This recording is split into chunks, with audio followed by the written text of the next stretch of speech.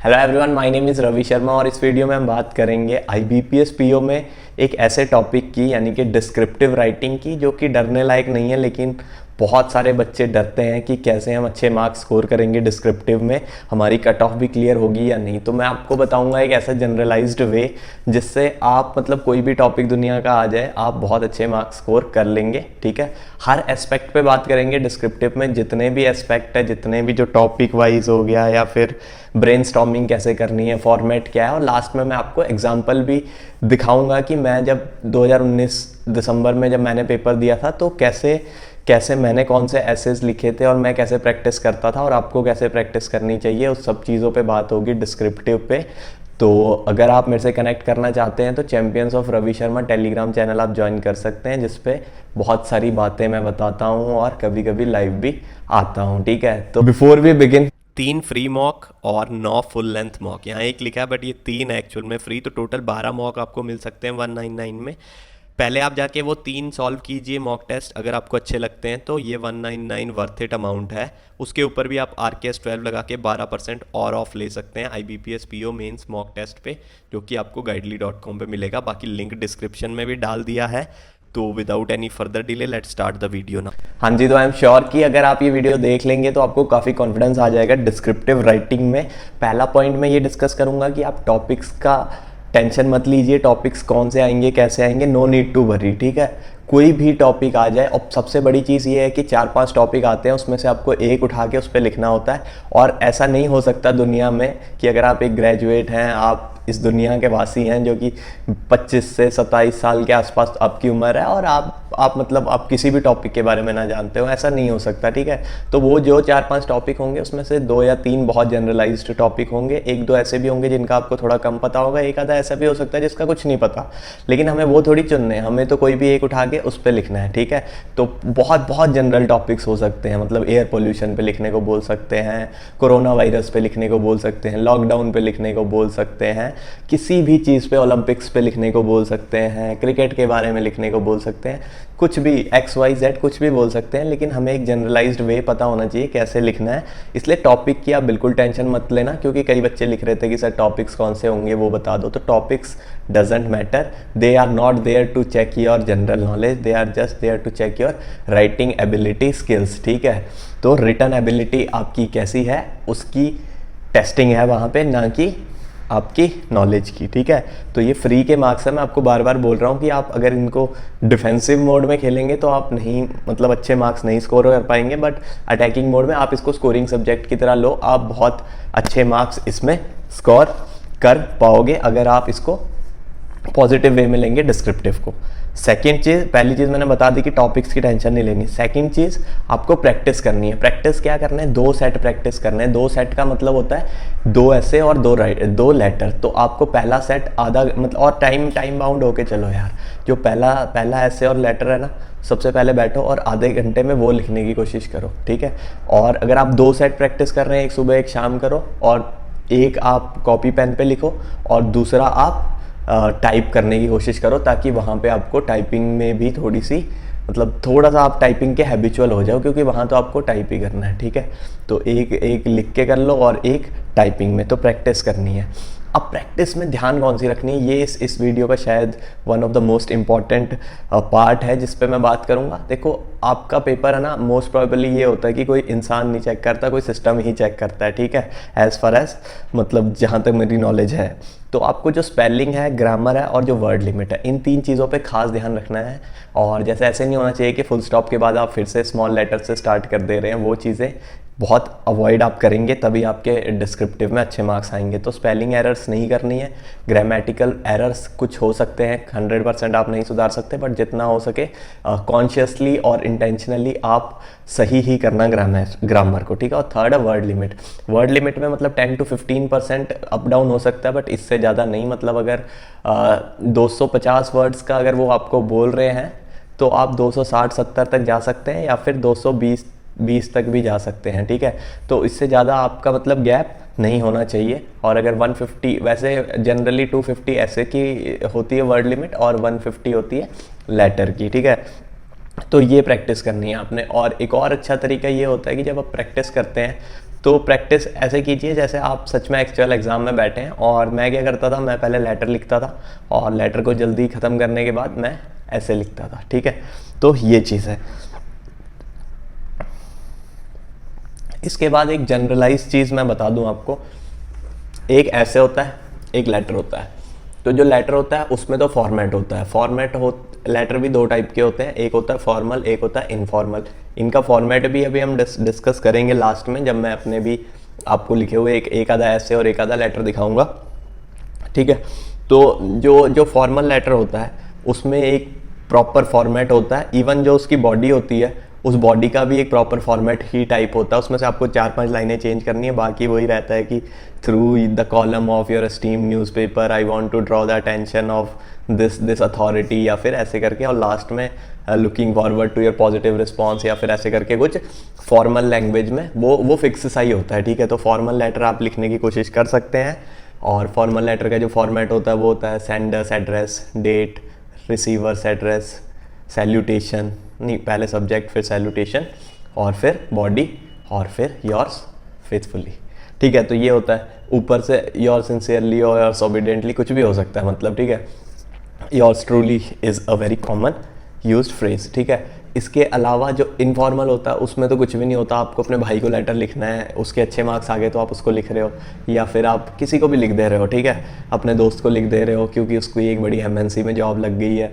तो ये होते हैं इनफॉर्मल लेटर जो आप अपने रिश्तेदारों को, फ्रेंड्स एंड फैमिली को लिखते हैं। इसके बाद जो ऐसे है उसका जो जनरलाइज्ड फॉर्मेट है ना वो मेरे को ना बड़ा हेल्प करता है कि मतलब अगर मुझे ज़िंदगी में कुछ भी लिखना है, अगर मैं अपनी एक डायरी में भी कुछ लिख रहा हूँ, तो how I start, I know that कि कोई भी ऐसे होगा तो उसमें 3 पैराग्राफ होंगे, ठीक है। और कोशिश करना है कि आप पहला तो मतलब टॉपिक ही लिख दो, पहली लाइन। तो उसके बाद जो पहला पार्ट होता है वो होता है इंट्रो पार्ट, जो सेकंड पार्ट है बॉडी, और जो थर्ड पार्ट है वो कंक्लूजन। जो इंट्रो पार्ट होता है ये ध्यान से सुन लो, बहुत काम आएगा। इसी से आपकी डिस्क्रिप्टिव बड़ी अच्छी हो जाएगी और ब्रेनस्टॉर्मिंग में भी आपको हेल्प होगी। तो पहला जो इंट्रोडक्शन होता है उसमें आपने लिखना है कि व्हाट इज़ द टॉपिक, ये टॉपिक क्या है और इस टॉपिक की डेफिनेशन क्या है, ये टॉपिक कहाँ से मतलब इवॉल्व हुआ, हिस्ट्री क्या है इसकी।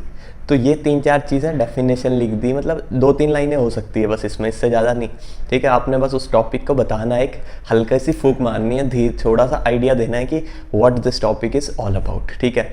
उसके बाद जो बॉडी आती है उसमें थोड़ी सी 3 या 4 या 5 लाइनें हो सकती है। उन लाइनों में आपने क्या लिखना होता है कि ये जो टॉपिक है इसके एडवांटेजेस डिसएडवांटेजेस क्या है, और जो इसका करंट सिनेरियो चल रहा है वो क्या चल रहा है, उससे रिलेटेड कोई न्यूज़ वगैरह अगर आपको पता है, एक आदि कुछ भी, मतलब उससे थोड़ा भी रिलेटेड है, you can write it down. उससे रिलेटेड क्या फैक्ट्स एंड फिगर्स हैं। उसके बाद जो कंक्लूजन वाली जो होती है उसमें भी 2-3 लाइनें जितने इंट्रो में है, बस बहुत है उतना। और इतना अगर आप करोगे तो आपके 250 वर्ड्स आराम से बनने की कोशिश, मतलब आप 250 के आसपास ही रहोगे, मतलब, ठीक है। तो इसमें क्या लिखना होता है कंक्लूजन में कि what is the future prospect, और आप मतलब अपनी तरफ से कौन से सजेशंस देना चाहते हैं, या फिर सरकार को क्या करना चाहिए, या फिर मतलब कि what is the future prospect, what is the what future lies मतलब इन दिस, ठीक है। तो ये सब कुछ आपको कंक्लूजन में लिखना होता है। तो बस इतनी सी बात होती है। जनरलाइज मैंने आपको करके बता दिया कि कोई भी टॉपिक आ जाए यार, कुछ भी आ जाए, आप सीधा लिख सकते हैं। मेरा तो यही तरीका होता था लिखने का, ठीक है। इसके बाद आती है ब्रेनस्टॉर्मिंग की बात। ब्रेनस्टॉर्मिंग अभी जो मैंने बोला ना हवा में, उसी को ब्रेनस्टॉर्मिंग बोलते हैं। कि आप 2-3 या 2.5 मिनट लेके एक बार रफ में बुलेट पॉइंट्स में लिख लें कि आप इंट्रो में क्या चीज़ लिखेंगे, ऐसे 2 कॉमा करके लिख देंगे कि अच्छा इंट्रो में मैं डेफिनेशन लिखूंगा और लिखूंगा एक एग्जांपल, ठीक है। उसके बाद जो आएगा बॉडी आएगी, उसमें मैं लिखूंगा एडवांटेजेस डिसएडवांटेजेस न्यूज़, और बस, ठीक है। इसके बाद मैं कंक्लूजन में लिखूंगा कि अच्छा यहाँ पे फ्यूचर में ये मतलब ये वाली टेक्नोलॉजी आएगी तो टेक्नोलॉजी से ये हो जाएगा वो हो जाएगा। तो ये मैं कंक्लूजन में लिखूंगा, मतलब एक रफ में बुलेट पॉइंट से रफ शीट पे या पेन से या पेंसिल से लिख लेना, ताकि जब आप एक्चुअल में लिखने लगोगे तो आपको याद आ जाएगा कि अच्छा हाँ ये लिखना है, ये लिखना है, ये लिखना है, ठीक है। तो ये चीज़ रहती है, ठीक है। तो ब्रेनस्टॉर्मिंग की भी हमने बात कर ली, ठीक है। इसके बाद बात करते हैं कि एक्चुअल में अटेम्प्ट कैसे करना है जब डिस्क्रिप्टिव आएगा, ठीक है। इसके बाद सिर्फ एक एग्जांपल वाला पार्ट बचेगा जो मैं आपसे डिस्कस कर लूँगा। टाइम मैनेजमेंट, देखो टाइम मैनेजमेंट में ये इसमें कुछ नहीं है। लेटर जो है आपको 7 से 8 मिनट में लिख लेना है। अगर आप 8 मिनट में एक लेटर लिख लेंगे तो बहुत अच्छी बात है। उसके बाद आपको 15 मिनट, 15 काफ़ी होता है मिनट, 15 मिनट काफ़ी होते हैं। तो 15 मिनट में आपको 250 वर्ड्स लिखने हैं, जो कि कोई ऐसे बहुत बड़ी चीज़ नहीं। अगर आप ये सोच रहे हैं कि कीबोर्ड की आपकी स्पीड नहीं है तो आप नहीं लिख पाएंगे, नहीं भाई, ऐसा कुछ नहीं है। अगर कीबोर्ड स्पीड की बात है तो मतलब 400 वर्ड बंदा 10 मिनट में लिख लेता है, ठीक है। तो आपको तो 15 मिनट में 250 ही वर्ड लिखने हैं, तो इसके लिए कोई कीबोर्ड स्पीड बहुत ज़्यादा नहीं चाहिए। अगर आप ऐसे ऐसे करके भी टाइप करेंगे तो कर लेंगे, आपको ऐसे ऐसे करने की टाइप की भी ज़्यादा ज़रूरत नहीं है। दो इट हेल्प्स, बट अगर आप नहीं भी कर पा रहे हैं तो वो फैक्टर आपको ज़्यादा हार्म नहीं कर पाएगा, ठीक है। तो आपको 15 मिनट में ऐसे और 7-8 मिनट में वो लिख लेना लेटर। तो आपके पास जो 7-8 मिनट और बचेंगे, उसमें आपको क्या करना है, रिवाइज करना है एक बार फिर से, अपने लेटर को ऐसे निहार लेना है और बहुत प्यार से उसको देख लेना है एक बार, ताकि अगर आपकी नज़र में कोई मिस्टेक्स आपको और दिखें तो आप उनको रेक्टिफाई कर लें उस टाइम पे, ठीक है। तो बस ये है।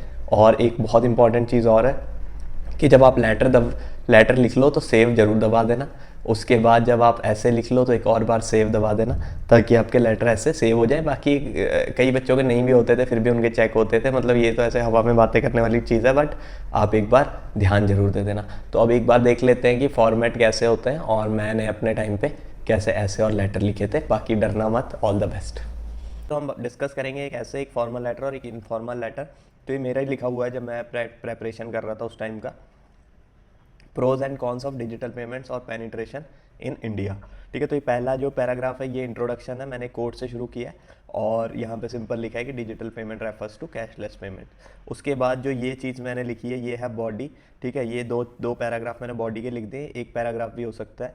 तो यहाँ पे साफ लिखा हुआ है कि gone are the days when it is necessary to, मतलब कि थोड़ा सा ज्ञान बांटा है जितना भी हो सकता है, और जितना मुझे कुछ फैक्ट्स एंड फिगर्स पता थे मैंने वो भी लिख दिया है। ये अगर आप इतना डिटेल में नहीं भी लिखेंगे, कुछ भी आपको जनरल अवेयरनेस आप इतनी पढ़ रहे हैं, कुछ तो याद होगा, तो उसी के कारण मैंने यहाँ पे लिख दिया है, ठीक है। इसके बाद देखो प्रोज लिख दिए, कॉन्स यहाँ पे लिख दिए, ये प्रॉन्स लिख दिए। कॉन्स में लिख दिया कि साइबर अटैक और डाटा थेफ्ट हो सकते हैं, ठीक है। और जब भी आप प्रो कॉन्स लिखो तो बीच में ये लाइन बहुत अच्छी लगती है, but there is other side of the coin as well, ठीक है। तो ये सब लिख दिया। Also without awareness it is hard for the farmers, तो ये मैंने एक और नेगेटिव चीज़ लिख दी, यानी कि कौन लिख दिया उसका। इसके बाद जो कंक्लूजन है, अभी मैंने सिंपल आपको बताया ना, इंट्रो, बॉडी और कंक्लूजन। कंक्लूजन में क्या लिख दिया, if we use this technology with some additional measures like security of accounts and information, organising awareness campaigns, rural population for rural digital payment are going to bring a revolutionary transformation across the world, ठीक है। तो ये इतना सा ऐसे होता है, ये आप वहाँ नहीं लिख पाएंगे, या कोई खास बात है इसमें, नहीं ना। तो बस आपको ऐसे ऐसे ही लिखना है, जनरलाइज चाहे कोई भी आ जाए। उसके बाद देखते हैं कि ये कौन सा लेटर है ये एक ऐसा लेटर है, ये है फॉर्मल लेटर। क्या लिखना है, ब्रांच मैनेजर को लिखना है कि भाई अपने एरिया में KYC के बेनिफिट्स के लिए अवेयरनेस कैंप एक लगाओ, ठीक है। और ऐसे ऐसे ही हमेशा आप है ना कोशिश करना है कि ये मतलब एग्जैक्ट ना लिखिए, और ये जैसे आप लिख सकते हैं ABC colony, DEF city and जो भी है पिन कोड लिख दिया आपने, ठीक है। तो ये पहला क्या चीज़ है, ये है सेंडर्स एड्रेस, ये है डेट, ये है रिसीवर्स एड्रेस, ठीक है, जिसको आप लिख रहे हो। उसके बाद सर, उसके बाद सब्जेक्ट में आप बहुत एक ब्रीफ लाइन में आप पूरा बताएंगे कि किस चीज़ के लिए ये आप लेटर लिख रहे हैं, ठीक है। इसके बाद आप लिख देंगे कि मैं रवि शर्मा, सेविंग्स अकाउंट है आपके में, but to my utmost surprise most people are not even aware of KYC and its benefits, ठीक है। बॉडी में लिख दिया they are unaware of how KYC can help them. उसके बाद आपने बस फाइनल में ये लिख दिया। तो ये 150 वर्ड्स बहुत ईजिली आपके हो सकते हैं। आई वुड लुक लास्ट में ये बस कंक्लूजन में क्या लिखना है, I would like you to arrange campaign for my locality so that everyone know about KYC benefit, तो ये लिख दिया। Thanking you yours faithfully Ravi Sharma, that's it, ठीक है। तो ये कोई फॉर्मल लेटर में कुछ बहुत बड़ी बात नहीं है। इसलिए जिसमें हमने एडिटर को लेटर लिखा है अबाउट मेंटल हेल्थ, ठीक है। तो इसमें भी क्या है, ये हो गया sender's address, date, receiver's address, उसके बाद ये सैल्यूटेशन और फिर सब्जेक्ट, और फिर ये देखो हमेशा यही कहानी लिखनी होती है, through the column of your esteemed newspaper I would like to bring your attention about this, I have written an article about importance. तो उस आर्टिकल को आप अपने ले उसमें अखबार में छाप दो, बस यही लिखा है यहाँ पे, ठीक है। उसके बाद ये लिख दिया लास्ट में कि भाई मेरे को बहुत उम्मीद है कि आप पक्का लिख दोगे, I shall be very thankful to you, तो योर्स फेथफुली रवि शर्मा, ठीक है। अपना नाम मत लिखना, वहाँ पे आपको आएगा कि आप ये हैं, ठीक है।